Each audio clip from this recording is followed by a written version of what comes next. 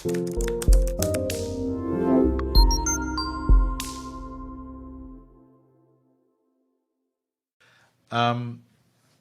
this is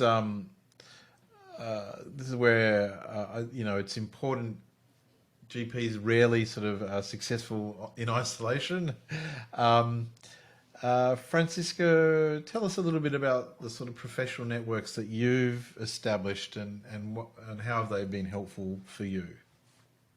Think this was one of the main things that I missed when I first moved to Australia, because when you come from overseas, all your established networks break away, and that was something very important for me to re-establish. I was really lucky and met the RACGP New Fellows Committee team when I first moved to Melbourne and joined them fairly soon after moving here. And I got involved in planning activities there, which were a little limited and had to change during the pandemic, but still went on.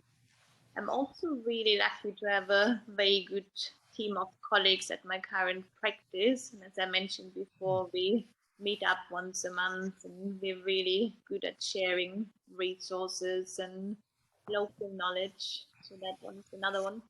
And I've met other colleagues through a lab tour actually at my first practice, and we're still friends going camping together and talk about patients and support each other.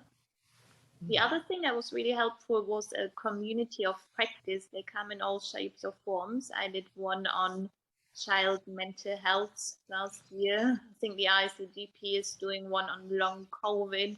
And there's many other ones that you can look at to the primary health networks on specific interests. The other ones I've joined but haven't been as active yet in are the ICGP specific interest groups. I've joined the intellectual disability one and the supervisor one because of the medical student teaching. So there's a lot of networks out there, and you can basically just choose one that meets your learning needs or your social needs. Great. Tatsuo, tell us a little bit about the networks you're a member of and what suggestions would you have for IMG doctors in terms of the types of networks they might want to seek out and where to find them? Yes, so that is especially important for IMGs to establish, social networks, professional networks. So as Franz said, there are a lot of, ways to do that. And nowadays we are, all affected by the coronavirus pandemic, and we lost the opportunities to meet people face to face as we had previously. However, I want to emphasize that the byproduct of this coronavirus pandemic, we have advanced technology, and we have opportunity of Zoom meeting, for example, or social network system, Facebook, etc. So there are still lots of ways to connect with people. And so those are really, blessing nowadays. So, even though we are under the this pandemic, there are lots of ways to connect with people, and you can do anything you want, to be honest. But also, I also want to emphasize one thing, which is, not only, relying on something already existing, but also you create something yourself. So I tell you one example from my experience. When the year of 2021 came in, I felt, this year would be very difficult year for me, because that year was my exam year, and I needed to sit, multiple exams like AKT, KFP, CCE, and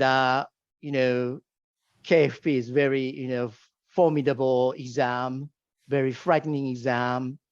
And I was really concerned about whether I can pass the KFE. So I knew that 2021 would be a very difficult year for me. But I thought, is there any way to turn this difficult year to a good year for me? So I found one idea, which is to create a Facebook group to prepare the KFP. And I actually advertised that idea to the GPIT Facebook group in 2021. And GPIT group is a GP in training group in RACGP. And for that idea, thankfully there are more than 30 people gathered together, and we cooperate each other. We discuss in the Facebook group. We made effort each other, and surprise. Luckily, most of people in the group actually passed the exam. And so that's one creation, newly created. So what I want to say in this section is that not only relying on something already existing, but you can do whatever you want to do. So create something what you want to do yourself. So that's my suggestion, and I want to encourage people in this audience to do that. So if there's not a network out there for you, create one. It's a great advice. Any other advice you might have, Franziska, for where people might be able to find networks? I found it really helpful looking at networks even before I started. So one of my friends from my GP training in the UK moved the year before me. So I picked his brains and he helped me with my move and connected me with other people here. So maybe look at existing networks, ask, has someone moved to Australia? Does someone know anyone here? I reached out to my partner's cousin, who's a GP here, and got a lot of support. So maybe look at what you already have and ask questions. Don't be shy. People are often willing to help out and connect you. The other thing is, the other thing that I noticed is that, unlike in other countries, you can actually reach out to your colleagues here. So you could talk to the local specialists and find out who's there and build a network that way, or find out who's in the hospital. I've recently talked to the endocrine nurse and I tried to find out how to order a short synectin test, which I'd never done. And people are generally really, really friendly in Australia. So if you are open and ask, they're generally happy to help out and connect with you. Great. And of course, there is a RACGP mentoring program that's going to be available again in 2023.